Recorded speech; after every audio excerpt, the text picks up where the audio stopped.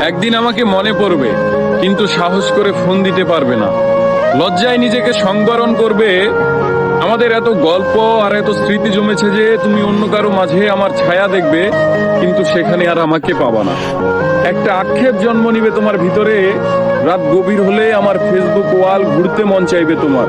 হয়তো সব বাধা ভেঙে মনের সাথে যুদ্ধ করে হলেও আমার প্রতিটি পোস্ট দেখবে, হাসবে, রাগ করবে, কিন্তু আমাকে সেই অনুভূতি বলতে পারবে না।